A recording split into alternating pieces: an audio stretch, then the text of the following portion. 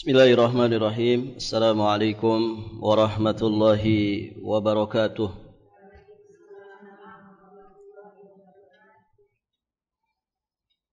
Alhamdulillahi rabbil alamin. Wa bihi nasta'in ala umurid dunya waddin.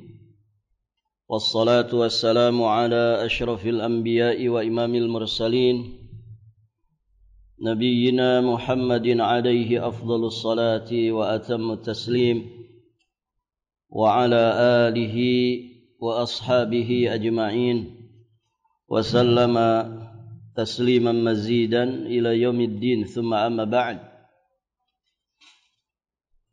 اللهم إنا نسألك علما نافعا ونعوذ بك من علم لا ينفع. Para hadirin, akhwat wa ummahat fillah, rahimani wa rahimakumullah. Alhamdulillah, pada pagi hari ini insyaallah kita akan melanjutkan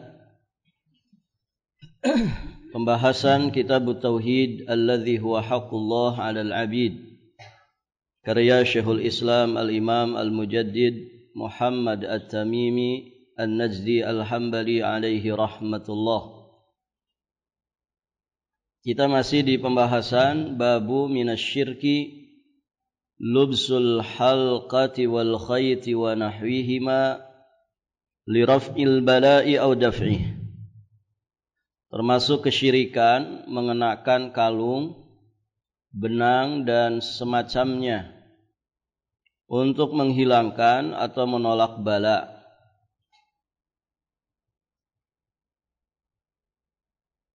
Para hadirin rahimani wa rahimakumullah, kalimat minasyirki termasuk kesyirikan.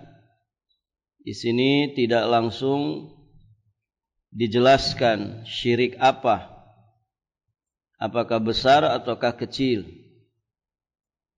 Karena memang syirik dalam masalah mengenakan jimat ini sangat bergantung kepada keyakinan orang yang mengenakannya.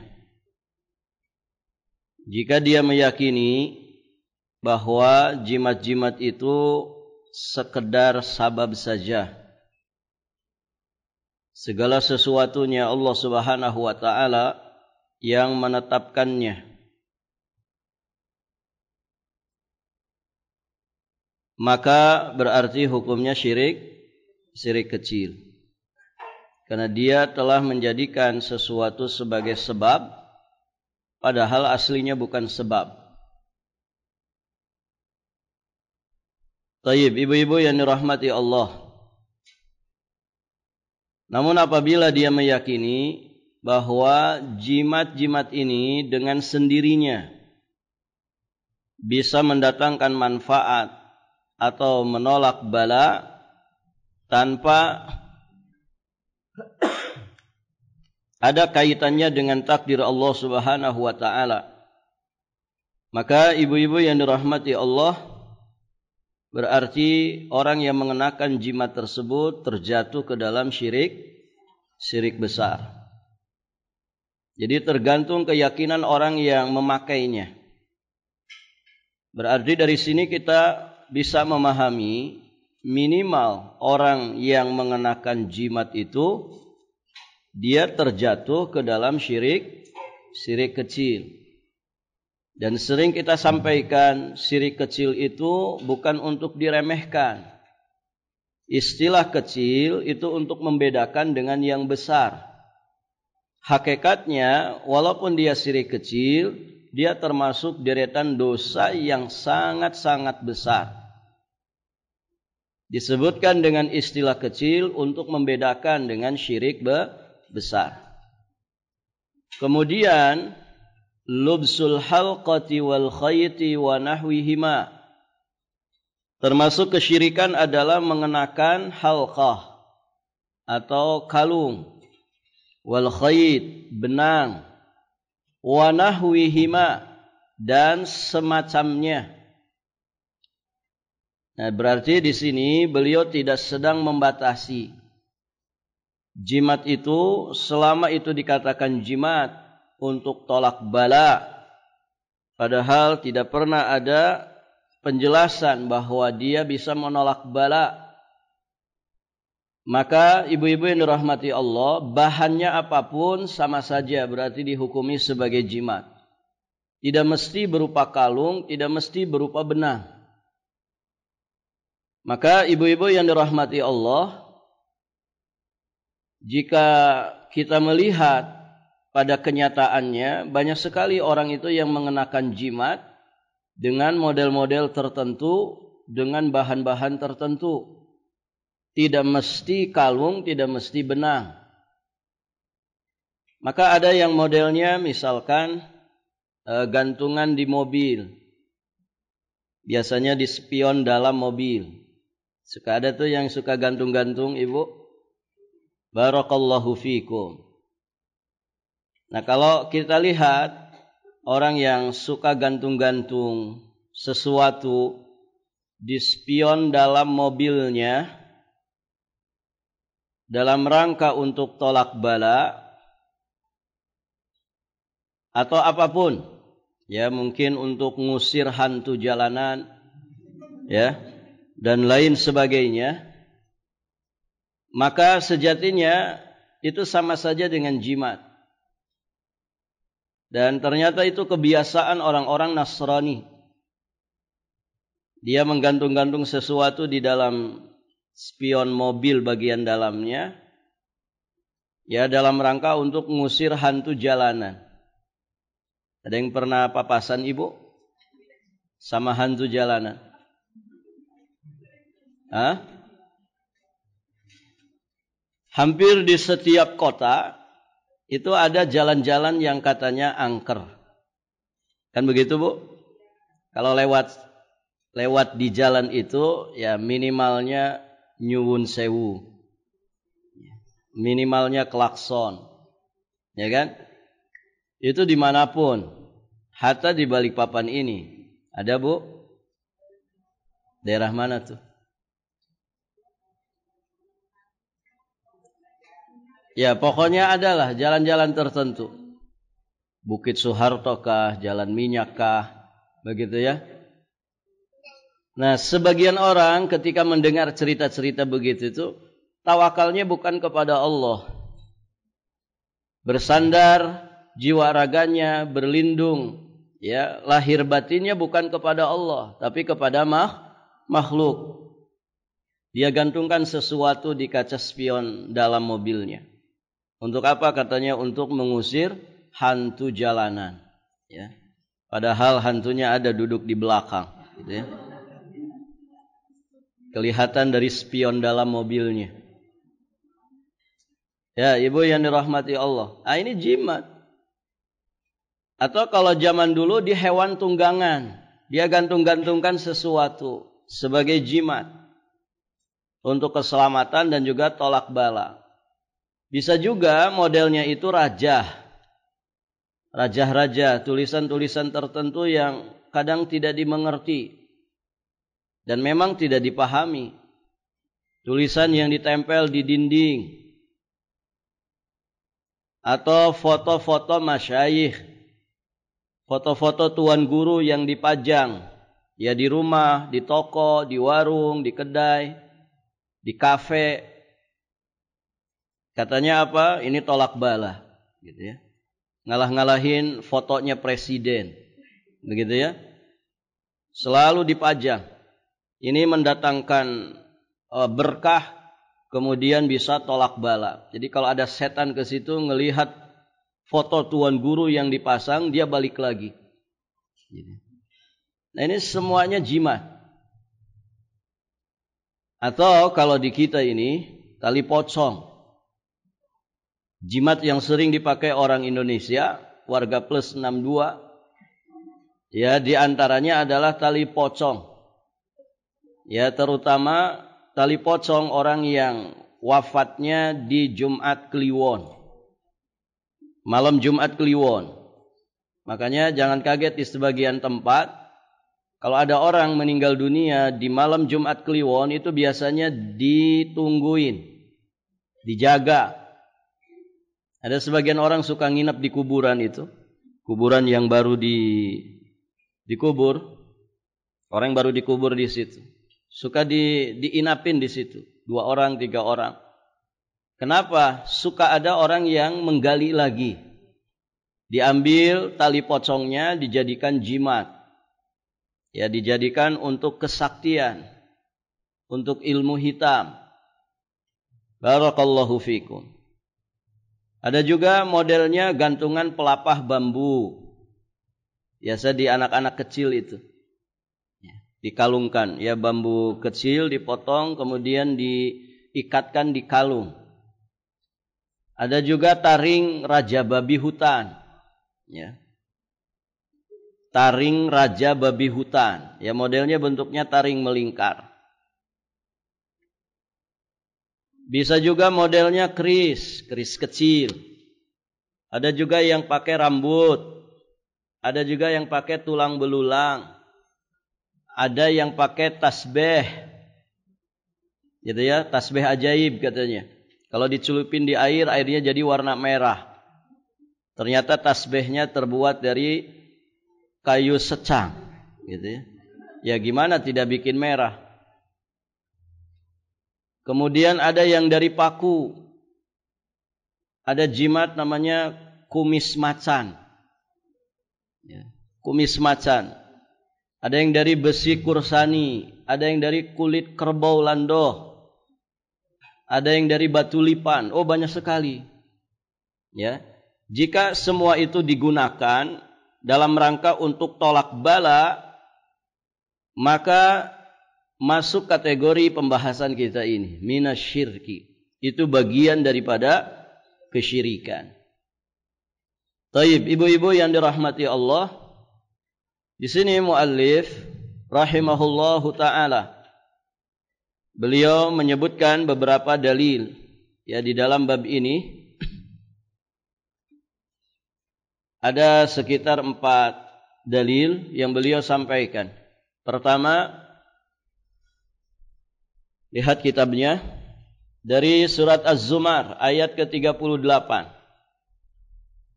Surat Az-Zumar ayat ke-38. Allah berfirman, "Qul afara'aytum ma tad'una min dunillah in aradani Allahu bidurrin hal hunna kashifatu durrih aw aradani birahmatin hal hunna mumsikatu rahmatih." Qul hasbiyallah alaihi yatawakkalul mutawakkilun. Katakanlah, kalau begitu, tahukah kamu tentang apa yang kamu sembah selain Allah? Jika Allah hendak mendatangkan bencana kepadaku, apakah mereka sesembahan selain Allah itu mampu menghilangkan bencana itu? Atau jika Allah hendak memberi rahmat kepadaku, apakah mereka, yakni sesembahan selain Allah itu dapat mencegah rahmatnya? Katakanlah, hasbiyallah alaihi yatawakkalul mutawakkilun. Cukuplah Allah sebagai pelindung bagiku. Hanya kepadanya orang-orang yang bertawakal dan juga berserah diri. Baik, ibu-ibu yang dirahmati Allah, mana yang kaitannya dengan jimat di dalam ayat ini?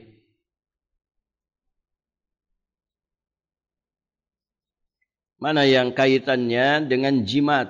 Ada tidak, ibu?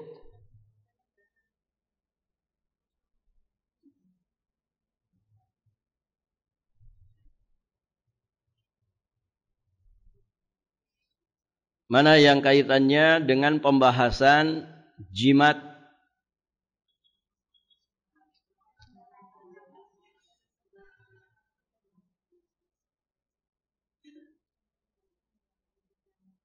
Di dalam ayat ini perhatikan. Dipahami dari ayat ini berarti yang kuasa mencegah madarat itu siapa? Allah Azza wa Jalla. Berarti selain Allah siapapun dia. Termasuk jimat-jimat yang diyakini menolak bala, Maka siapapun selain Allah, pada hakikatnya mereka tidak kuasa untuk mencegah, menolak madarat. Karena itu merupakan hak istimewanya Allah Subhanahu wa ta'ala. Berarti ayat ini pada dasarnya ini ayat yang berbicara secara umum, ya, tentang kesyirikan orang-orang yang menyandarkan jiwa raganya kepada selain Allah Subhanahu wa ta'ala, baik di dalam meraih manfaat ataupun di dalam menolak madarat. Dan dalam kaidah dikatakan dalil-dalil untuk syirik besar pada dasarnya juga menjadi dalil untuk syirik kecil. Baik ibu-ibu yang dirahmati Allah, kita akan bahas dulu kosakata yang ada di dalam ayat ini. Afara'aitum,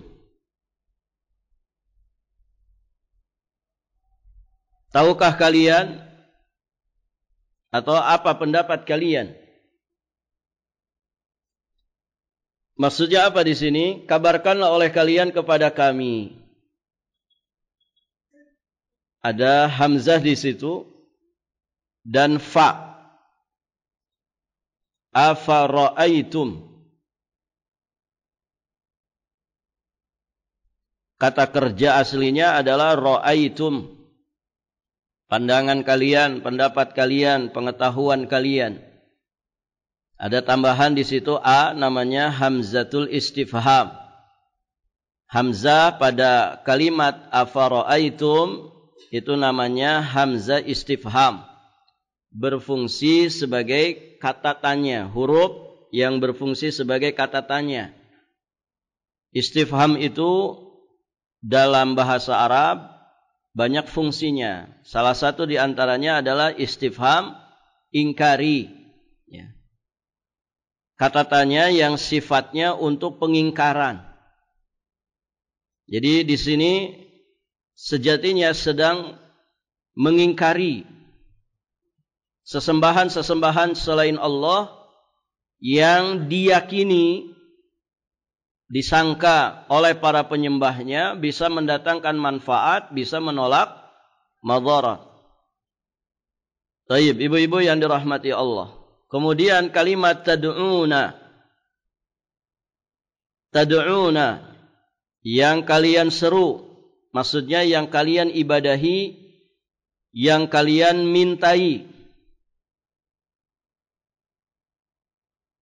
Karena doa itu, tad'una itu aslinya adalah yang kalian berdoa kepada mereka. Doa itu kan ada doa ibadah, ada doa masalah. Doa ibadah maksudnya adalah peribadatan secara umum. Adapun doa masalah adalah permintaan hajat.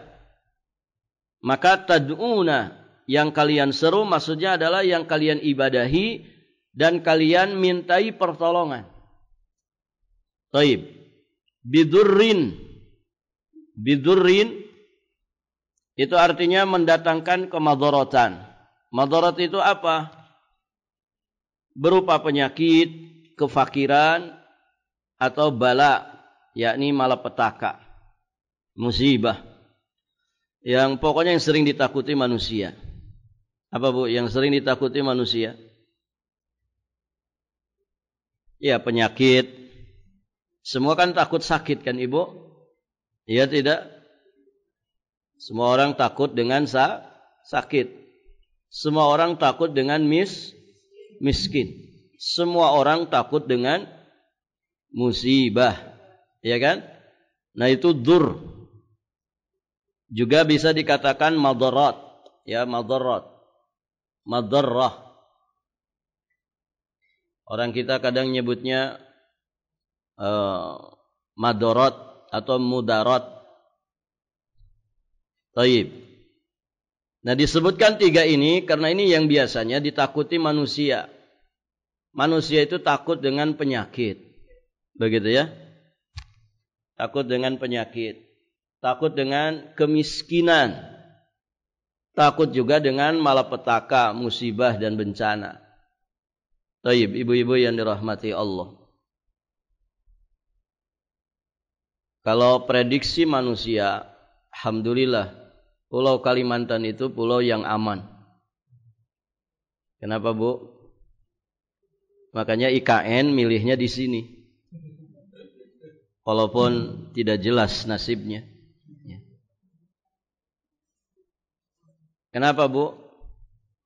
Karena secara geografis tidak dikelilingi oleh megatrust.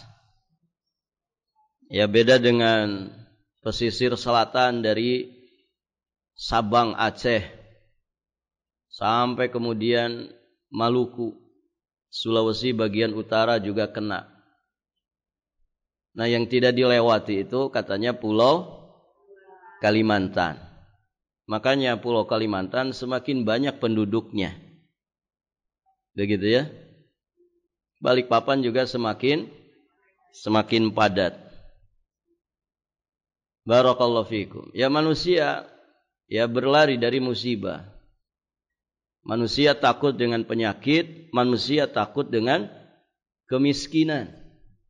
Kan rame-rame pengen pindah ke luar negeri. Ya. Susah lapangan pekerjaan di Indonesia. Begitu ya. Kabur aja dulu. Karena manusia takut miskin. Takut miskin. Takut dengan musibah. Takut dengan penyakit.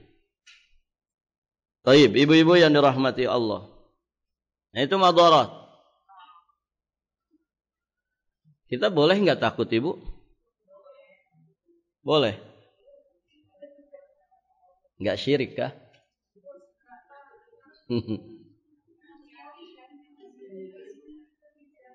Kata siapa itu, Bu?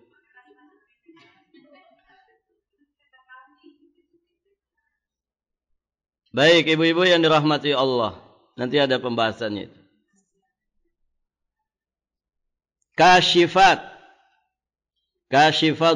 Kasyifatu durrih.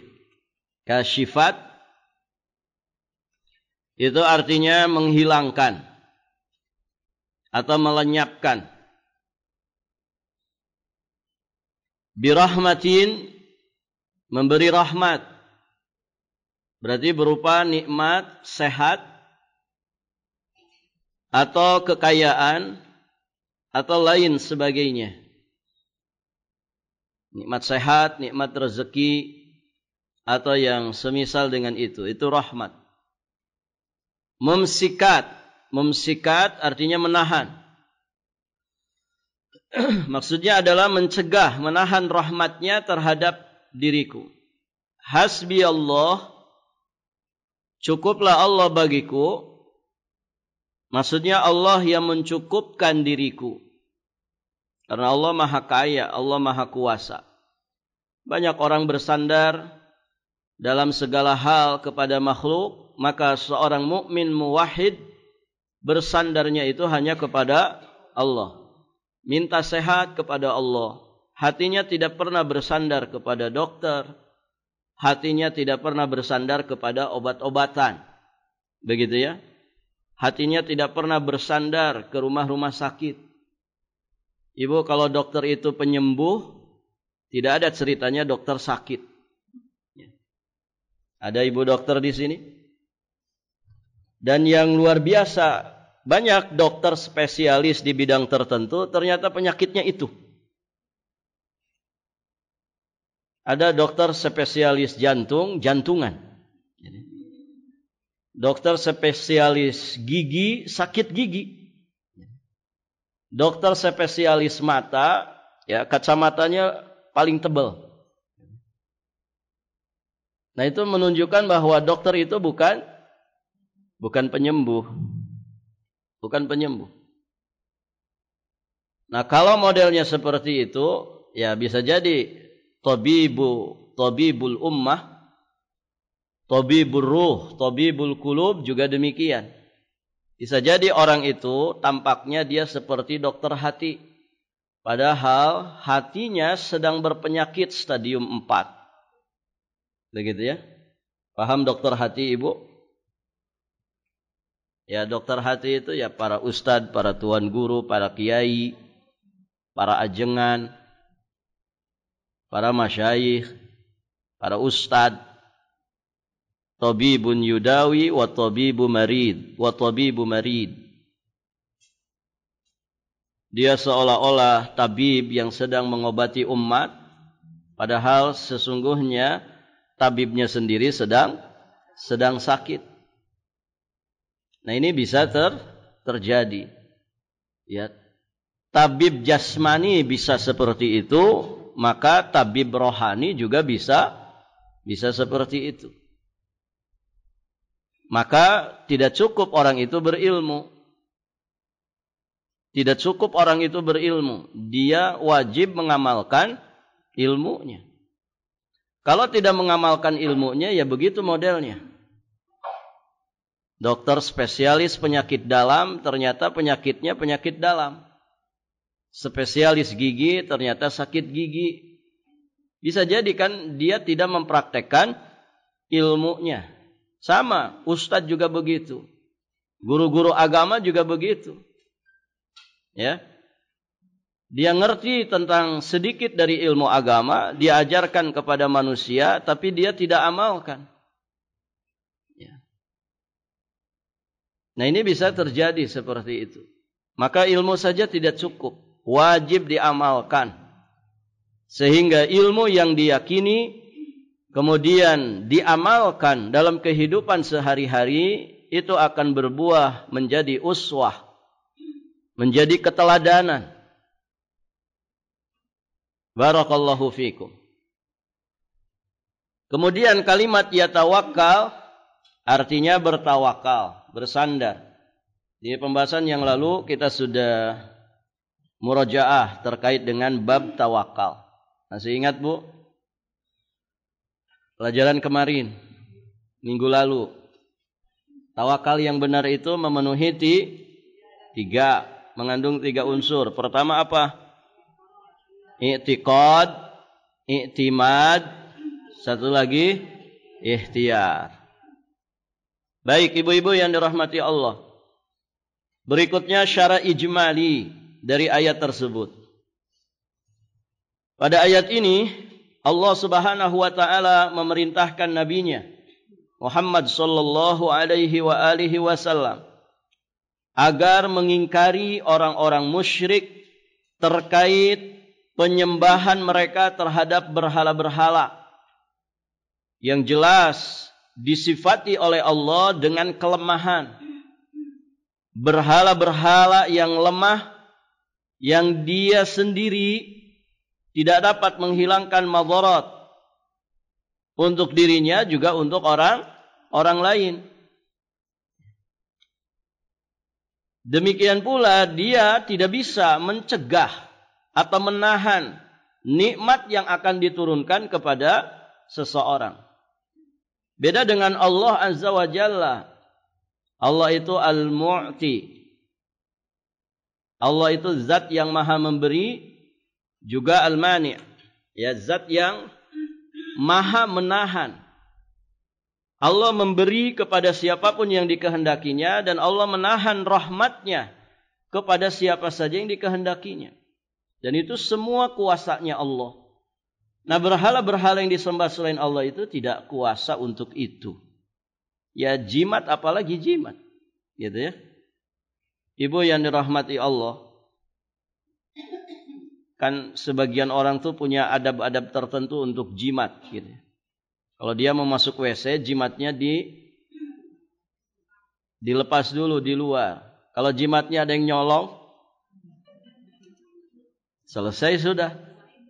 Dia tidak lagi kebal bacok, tidak lagi anti peluru, tidak lagi punya karisma, melempem kayak kerupuk. Kenapa? Karena kejantanan dia, kehebatan dia, ya dia sandarkan kepada jimat ini. Yang ternyata ketika dicuri, jimatnya ini tidak bisa menyelamatkan dirinya sendiri. Nah, beda dengan orang yang bergantung jiwa raganya kepada Allah. Allah itu maha kaya, Allah itu maha kuasa.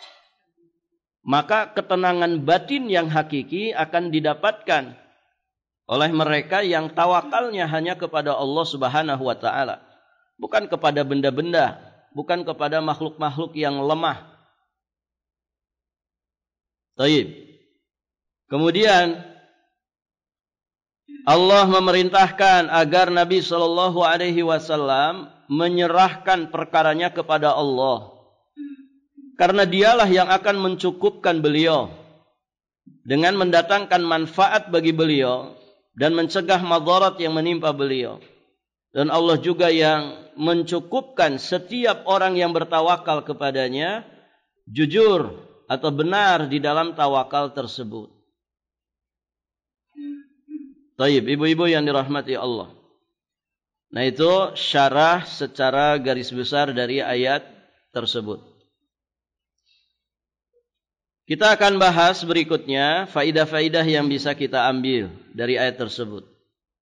Pertama, wajibnya mengingkari kemungkaran. Jelas ya? Wajibnya mengingkari kemungkaran. Ketika ada kemungkaran, ya, usahakan kita mengingkarinya sesuai dengan apa yang Allah mudahkan untuk kita. Kemudian batilnya penyembahan kepada berhala, jelas. Dan berhala-berhala yang disembah selain Allah itu semua sifatnya lemah.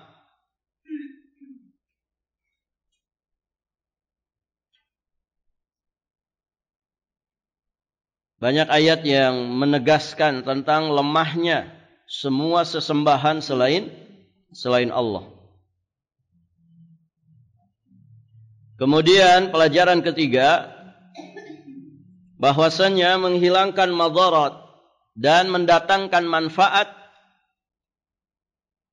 itu hanyalah kuasa Allah Subhanahu wa taala. Selain Allah tidak kuasa untuk itu.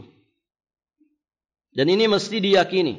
An-nafi wad-dhar, zat yang maha memberikan manfaat dan menolak madarat, itu hanya Allah Subhanahu wa ta'ala semata. Tidak ada yang lainnya. Kemudian yang keempat, wajibnya bertawakal kepada Allah dan merasa cukup dengannya dari selainnya. Namun, ini tidaklah menafikan melakukan sebab-sebab yang disyariatkan. Jadi bertawakal kepada Allah, merasa cukup dengan Allah dari yang selainnya, ini tidak menafikan syariat untuk kita berikhtiar. Begitu ya. Jadi tawakal yang benar itu dengan disertai dengan ikhtiar. Ikhtiar yang halal dan thayyib. Dan sudah kita paparkan di pembahasan yang lalu. Nah, disitulah kenapa bab ini sangat erat kaitannya dengan bab tawakal. Karena sejatinya orang yang pakai jimat itu orang yang tidak bertawakal kepada Allah. Kemudian hubungan ayat ini dengan pembahasan bab sangat jelas. Tadi kita singgung di awal. Yakni dari sisi bahwa ayat ini menunjukkan mencegah madarat itu merupakan hak prerogatif Allah Subhanahu wa ta'ala. Hak istimewanya Allah. Maka berarti memintanya dari selain Allah seperti kepada kalung, benang, dan yang semacam dengan itu yang tadi sudah kita sebutkan di antara contoh-contohnya, berarti itu merupakan suatu kesyirikan. Kalau kita yakin bahwa Allah itu yang maha memberikan manfaat, berarti kalau kita minta manfaat ya kepada Allah. Kalau kita yakin bahwa Allah yang melindungi kita dari madarat, maka minta perlindungannya kepada Allah. Sehingga ibu-ibu yang dirahmati Allah, Di dalam ikhtiar pun, ya kemarin sudah kita bahas, sandaran hati kita kemana, Bu? Kepada Allah, bukan kepada ikhtiar yang sedang kita ikhtiarkan. Ya Ibu, salah satu yang mendatangkan rezeki itu apa, Bu? Apa, Bu?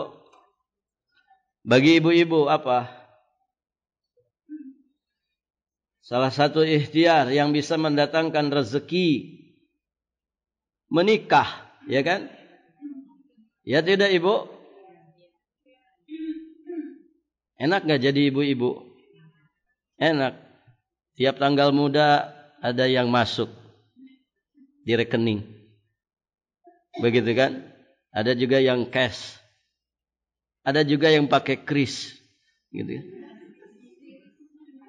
Barakallahu fiikum. Ya.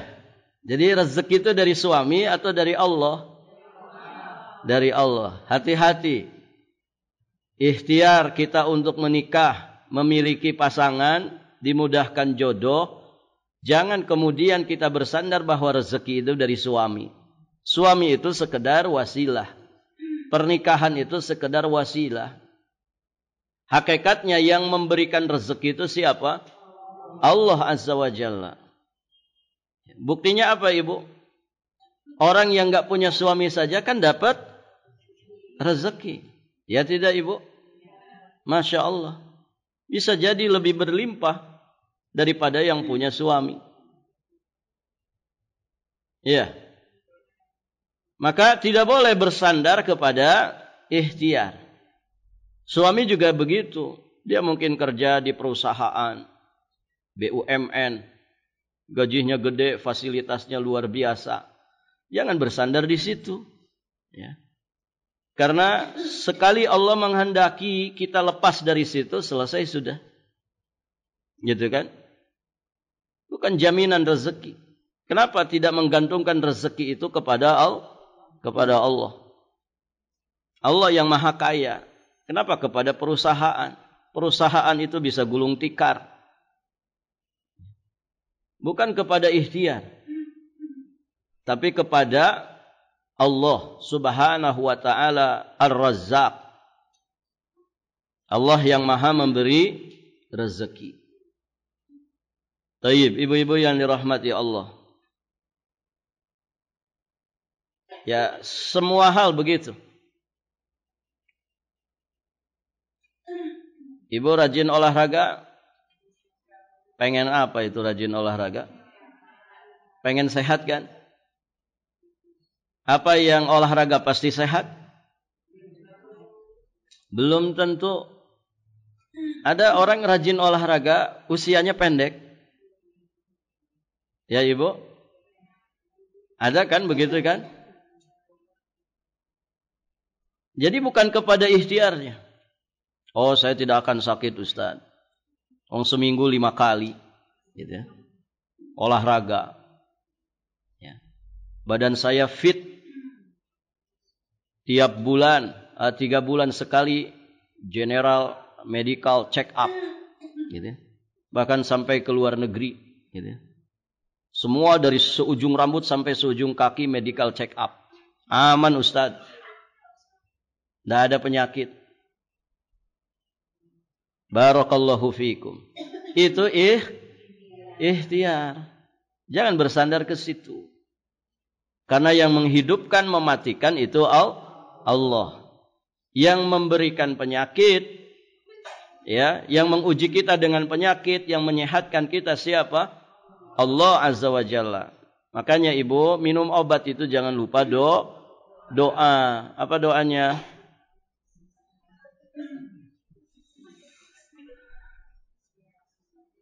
Apa doa minum obat, Ibu? Nggak ada yang jawab, nggak ada yang minum obat di sini. Alhamdulillah. Sarah rehat, Ibu ya. Alhamdulillah. Makanya nggak hafal doanya.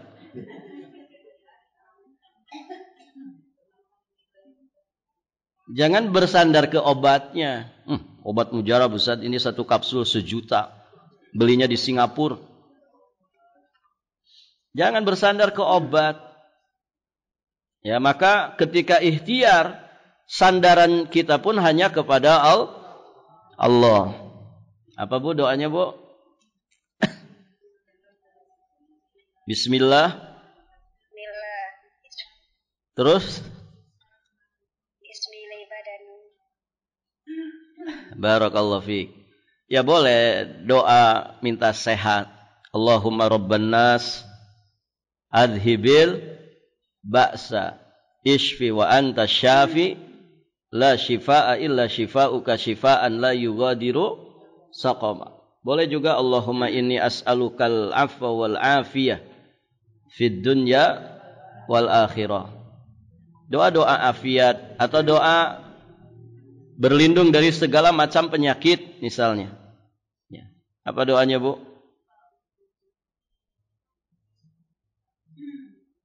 Allahumma inni a'udzubika. Sudah kan? Yang di doa-doa kemarin itu? Belum. Allahumma inni a'udzubika minal barasi wal jununi wal judhami wa min sayyi'il asqami. Ibu-ibu enggak ada yang ngingetin saya ya. Doanya udah habis ya. Belum ditambah. Nanti saja habis lebaran Ibu ya. Kita tambah lagi doanya. Taib, ibu-ibu yang dirahmati Allah. Jadi tidak bersandar kepada ikhtiar. Apapun yang diikhtiarkan, jangan bersandar kepada ikhtiar. Tapi bersandarlah kepada zat yang membimbing kita dalam ikhtiar. Yakni Allah Azza wa Jalla. Kita lanjut. Dalil yang kedua. Dari Imran bin Husain radhiyallahu taala anhuma. Anna Nabiy sallallahu alaihi wa alihi wasallam ra'a rajulan fi yadihi halqah min sufrin. Faqala ma hadhihi? Qala min al-wahina. Faqala inzi'ha fa innaha la taziduka illa wahna. Fa innaka law mutta wa hiya 'alaik ma aflahta abadan. Bahwasanya Nabi sallallahu alaihi wasallam pernah melihat seorang laki-laki yang di tangannya terlingkar gelang dari kuningan. Gelang dari kuningan. Maka beliau bersabda, bertanya, apaan ini? Orang itu menjawab, minal wahinah. Orang itu menjawab, saya pakai karena serangan penyakit. Al-wahina. Sebagai tolak bala, begitu ya. Maka kemudian beliau bersabda, inzi'ha.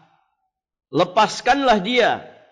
Karena tidaklah dia, melainkan menambahkan bagimu kelemahan. Dan jika engkau mati, sementara dia masih ada padamu, niscaya engkau tidak akan beruntung selama-lamanya. Di sini diriwayatkan oleh Imam Ahmad dengan sanad la ba'sa bihi. Sanad yang makbul, bisa diterima. Baik, ibu-ibu yang dirahmati Allah. Perhatikan ini, ya hadis yang begitu tegas. Bagaimana sikap Nabi terhadap orang yang memakai jimat.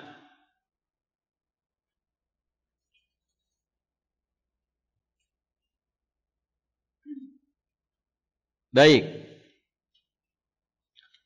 Kita bahas penjelasan dari kosakata yang ada di dalam hadis ini.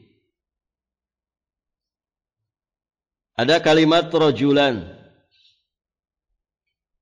Yang dimaksud di sini adalah Imran bin Husain sendiri yang meriwayatkan hadis.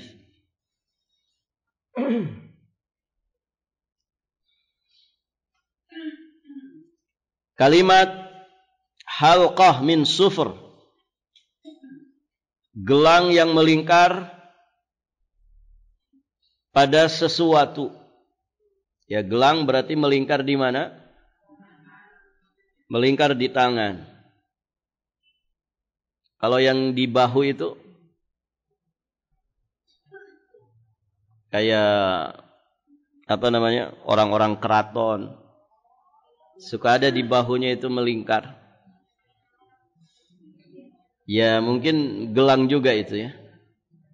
Kalau yang melingkar di leher, kalung. Melingkar di kaki, gelang kaki. Halqa itu yang melingkar pada sesuatu. Di sini disebutkan bahannya dari sufur. Sufur itu kuningan. Asfar itu kan kuning. Kalau sufur berarti maksudnya kuningan. Minal wahinah. Wahina itu penyakit, ya sejenis penyakit. Yakni urat yang biasanya terasa sakit pada pundak atau tangan.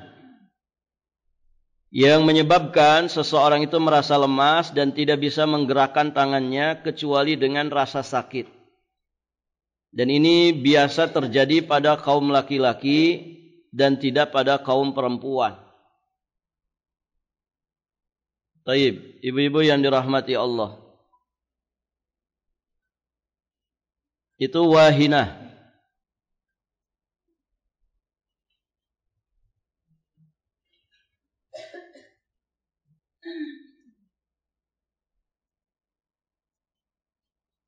Intinya menangkal penyakit gitu ya. Gelang kuningan itu dipakai dalam rangka menangkal penyakit. Taib. Inzi'ha. Lepaskanlah. Maksudnya inzi'ha itu lemparkan dengan sangat kuat. Apa ibu? Kalau gelang kemudian ditarik sampai putus itu apa namanya? Nah itu kalimat inzi'ha itu artinya itu. Didodol apa? Dibedol. Ya, pokoknya ditarik dengan sangat kuat, dilemparkan dengan sangat keras. Itu kalimat inzi'ha. La taziduka illa wahnan. Gelang itu tidak akan menambahkan bagimu kecuali kelemahan. Kenapa? Karena hatinya bersandar kepada sesuatu yang lemah. Ketika dia tidak mengenakannya, ya tambah lemah. Artinya hanya sugesti saja. Hakikatnya dia bukan sebab untuk menambah kekuatan, bukan sebab untuk menolak madarat. Maka Nabi tegaskan, la taziduka illa wahnan. Dia tidak akan menambahkan bagimu kecuali kelemahan saja. Taib, ibu-ibu yang dirahmati Allah. Kemudian ada kalimat ma'aflahta. Engkau tidak akan beruntung. Maksudnya engkau tidak akan menang. Engkau tidak akan beruntung meraih kebahagiaan di akhirat. Ya di dunia saja ibu, orang pakai jimat itu sering celaka. Sering celaka. Barakallahu fikum. Karena akan sangat mudah dideteksi sumber kekuatannya yang dianggap sebagai sumber kekuatannya. Orang kan gampang aja bisa tahu dia itu kelemahan kekuatannya ada di gespernya misalkan. Ada di apa ini? Ikat pinggangnya. Kalau kamu bisa ngambil ikat pinggangnya, lemah dia aslinya. Artinya kan mudah orang mendeteksinya. Itu jimatnya itu ada di misalkan ya, ada di peci hitamnya, di songkoknya itu. Maka kalau kamu bisa ambil songkoknya, gampang kamu kalahkan dia. Nah ini orang seperti ini di dunia saja mudah dikalahkan. Ya bagaimana lagi kemudian nasib dia di akhirat. Jimatnya itu sama sekali tidak akan bisa memberikan pembelaan dan juga pertolongan. Dia juga makhluk, benda mati lagi. Ini kan benda mati. Taib, ibu-ibu yang dirahmati Allah. Berikutnya, syarah hadis secara ijmali.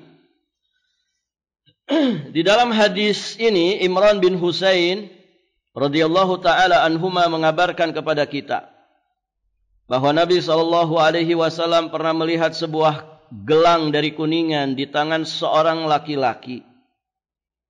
Kemudian beliau menanyakan tujuannya mengenakan gelang tersebut. Maka orang itu menyampaikan kepada beliau bahwa tujuannya adalah menolak penyakit wahinah. Maka Nabi memerintahkannya untuk mencopotnya dan mengabarkan kepadanya bahwa yang demikian itu hanyalah akan menambah lemah dan sakit. Dan juga apabila dia mati sementara dia tetap mengenakan gelang itu dan tetap meyakini hal itu, niscaya dia tidak akan pernah menang, tidak akan pernah beruntung meraih kebahagiaan abadi di akhirat nanti.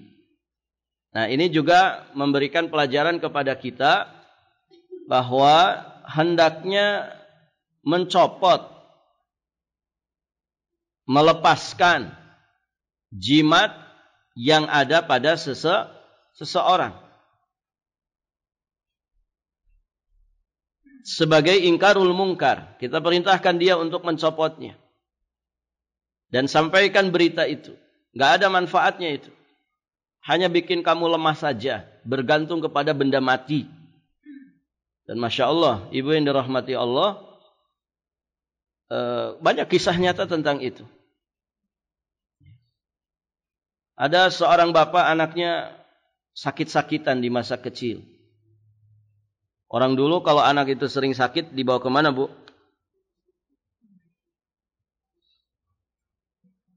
Dibawa ke dukun. Nanti dimandiin kembang 7 rupa. Kadang ditanya nama dulu, siapa namanya? Namanya Fulan, oh harus diganti. Jangan pakai huruf ini, pakai aja huruf yang itu. Begitu kan? Nanti dikasih kang kalung. Biasanya dari benang warna hitam. Di tengah-tengahnya itu ada yang hitam-hitam. Nggak tahu di dalamnya apa itu. Raja. Ya, raja-raja atau nggak tahulah apa isinya. Pokoknya serba hitam. Kayak kalungnya Brahma Kumbara itu. Ya. Taib. Nah, singkat cerita ini anak ini nggak kunjung sembuh. Bapaknya ini jengkel, gitu ya. Bapaknya jengkel, akhirnya ditarik itu benangnya dari leher anaknya, dilempar kuat-kuat seperti yang dilakukan Nabi, yang diperintahkan Nabi dalam hadis ini. Walhamdulillah ibu, ternyata anak itu sembuh. Anak itu sembuh. Dan alhamdulillah, ya, si bapak itu tidak mau lagi pakai jimat-jimatan, tidak mau lagi pakai dukun-dukunan.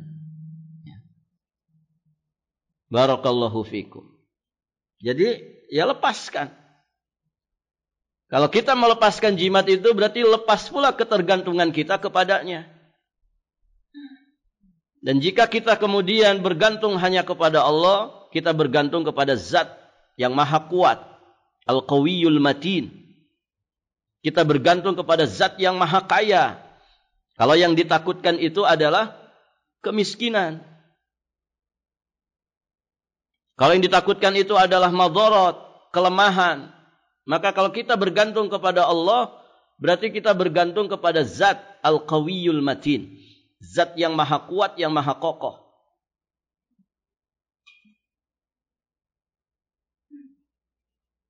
Maka lepaskan.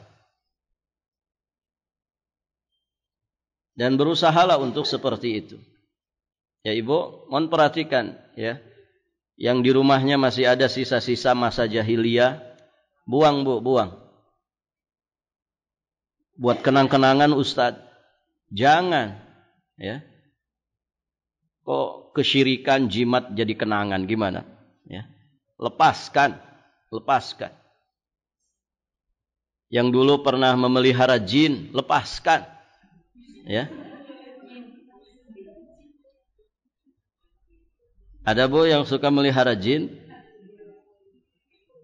Ada, saya pernah dapat pertanyaan itu. Ustadz, teman saya nitip pertanyaan. Dia melihara jin. Ya dia ngomongnya bukan jin, tuyul, gitu ya.